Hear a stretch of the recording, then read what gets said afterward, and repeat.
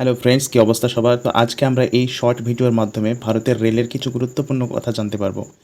ভারতের পরিবহনের প্রধান মাধ্যমগুলো দেখো, রেলপথ, সড়কপথ, জলপথ। তো রেলপথ আমরা আজকে আলোচনা করব খুব শর্টের মধ্যে। এশিয়ার মধ্যে ভারতের স্থান এই রেলপথের দিক দিয়ে সেকেন্ড এবং পৃথিবীর মধ্যে ফোর্থ। আর প্রথম নম্বরে রয়েছে চীন। চীনে সবচেয়ে রেলের যাতায়াত বেশি।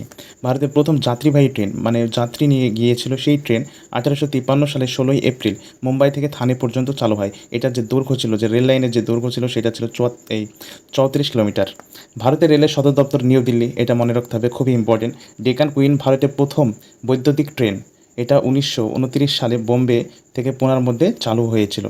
তো এইটা একবার দেখে নেবে, তোমরা গুগল থেকে একবার দেখে নেবে। 1930ও দেখাচ্ছে, মাঝে মধ্যে 1929ও দেখাচ্ছে। ভারতের দ্রুততম ট্রেন দিল্লি থেকে বারাণসী বন্দে ভারত এক্সপ্রেস, যাকে আমরা ট্রেন 18 নামেও চিনি, সেটার ম্যাক্স স্পিড হলো 160 কিলোমিটার পার আওয়ার্স। আচ্ছা, মুম্বাই ভারতের সব থেকে বেশি ট্রেন চলে, মুম্বাই শহরে সব থেকে বেশি ট্রেন চলে। ভারতের দীর্ঘতম রেলপথ হলো ডিব্রুগড় থেকে কন্যাকুমারী পর্যন্ত, এটা খুব ইম্পর্টেন্ট, মনে রাখবে। এটার যে দৈর্ঘ্য, সবচাইতে রেলের যে একবারে দৈর্ঘ্য, সেটা সবচাইতে বেশি হলো এই ডিব্রুগড় থেকে কন্যাকুমারী পর্যন্ত, যেটা 4286 কিলোমিটার। ভারতের প্রথম মেট্রো রেল চালু হয় কলকাতায়, আমাদের কলকাতায়, পশ্চিমবঙ্গের কলকাতায়। আমরা গর্বিত কবি।